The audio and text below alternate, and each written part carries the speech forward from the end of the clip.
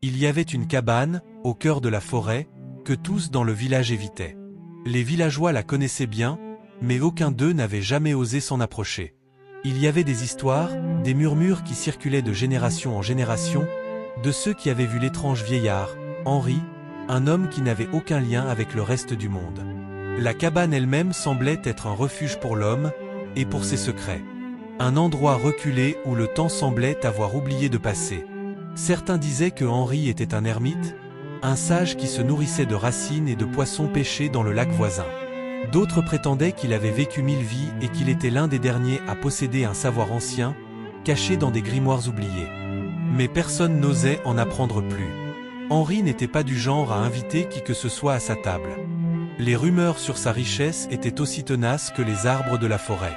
Personne ne savait exactement ce qu'il avait, mais tout le monde avait entendu parler de ses trésors, de ses artefacts anciens. C'est cette idée qui poussa un groupe de voleurs, menés par Maxime, à tenter leur chance.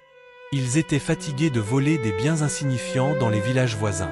Maxime, un homme rusé et déterminé, avait entendu dire qu'Henri possédait des trésors bien plus précieux. Ils décidèrent que ce vieux solitaire serait leur dernier coup, un grand coup qui les rendrait riches à vie. Le groupe se rassembla dans une grange isolée, juste à la périphérie du village. L'air était lourd de la froideur de l'hiver.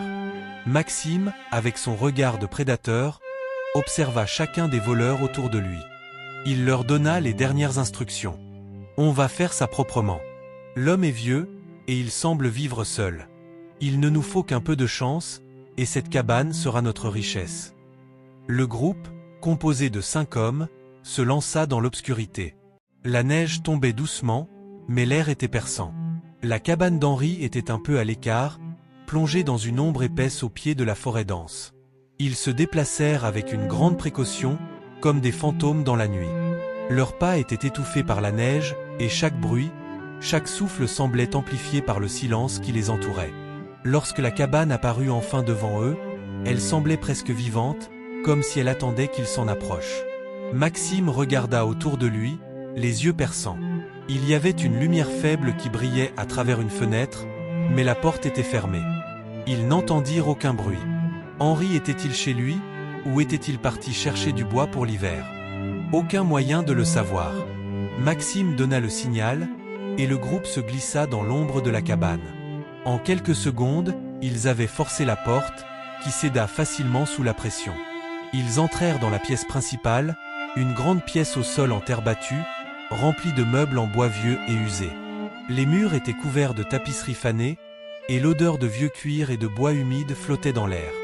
Les voleurs commencèrent immédiatement à fouiller les étagères, les tiroirs et les coins sombres. Mais à leur grande surprise, ils ne trouvèrent rien de précieux. Pas de bijoux, pas d'or, pas de pierres précieuses.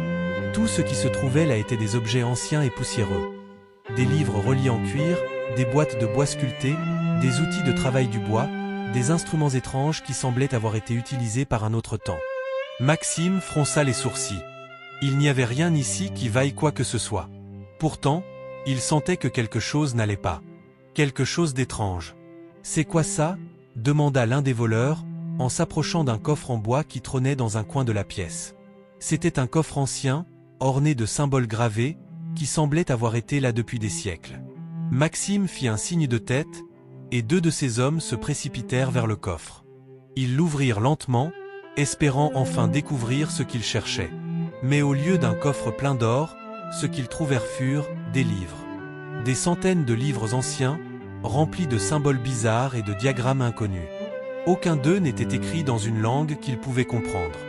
Maxime se pencha sur un des livres. Il sentit une étrange énergie émaner de la couverture. Cela le déstabilisa. Ce n'était pas alors qu'il avait imaginé, mais quelque chose d'autre, quelque chose qui semblait bien plus puissant. Le vieux Henri, qui semblait avoir disparu dans la pièce, apparut soudainement derrière eux, les yeux brillants d'une lumière étrange. « Vous cherchez la richesse ?» dit-il d'une voix grave, presque comme un écho dans la pièce. « Vous cherchez à prendre ce qui ne vous appartient pas. » Les voleurs sursautèrent, prêts à se défendre, mais Henri les regarda avec une expression calme et sereine. Il les regarda comme s'il les voyait au-delà de leur apparence. « Ce n'est pas ce que vous croyez, dit-il. Ces livres ne sont pas là pour être pris. Ils contiennent des connaissances anciennes, des pouvoirs qui dépassent votre compréhension. Des pouvoirs qui ne doivent pas tomber entre de mauvaises mains. Maxime, toujours sur ses gardes, fit un geste vers ses hommes pour les garder en alerte. On n'a rien à faire avec vos livres, vieux. On veut juste ce que tu caches. Si tu as des bijoux, de l'or, ce serait bien de nous les donner avant que ça ne devienne compliqué. Henri hocha la tête lentement. Il est déjà trop tard pour vous. Sans avertissement, la pièce autour d'eux commença à changer. Les murs, qui semblaient pourtant si réels quelques instants plus tôt, commencèrent à se tordre, à se fondre dans des ombres mouvantes. Un frisson glacé parcourut le dos de chacun des voleurs. Les livres dans le coffre s'ouvrirent d'un seul coup, leurs pages tournant d'elles-mêmes. Un bourdonnement étrange émana des pages, un son à la fois hypnotique et terrifiant. Les voleurs reculèrent, paniqués. L'air semblait devenir lourd, presque tangible.